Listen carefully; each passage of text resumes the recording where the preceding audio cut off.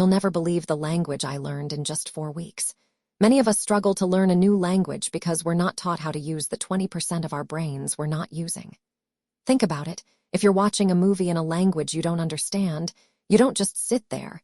You watch the body language, the emotions, the context. You piece it together to understand what's happening. I learned a new language every 4 weeks for a year, and I'm here to tell you it's not as crazy as it sounds.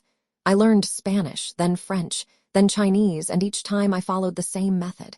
It's not about being a genius, it's about being consistent and using the right tools.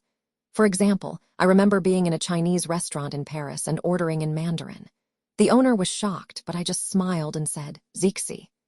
It was a small victory, but it gave me confidence. Then I started using language exchange apps, where I could practice speaking with native speakers. It's amazing how quickly you can pick up a language when you're surrounded by it. The key is to focus on the most common words and phrases first, rather than trying to learn every single grammar rule. You can learn the basics of a language in just a few days, but it's the nuances, the idioms, the cultural references that take time. That's why I recommend using flashcards, watching TV shows and movies with subtitles, and practicing with a language partner. If you want to learn a new language in a month, don't try to do it all at once. Break it down into smaller chunks and focus on one thing at a time. Use a planner, set reminders, and make it a habit. And most importantly, don't be afraid to make mistakes. That's where the real learning happens. So what are you waiting for? Try this method and see the results for yourself.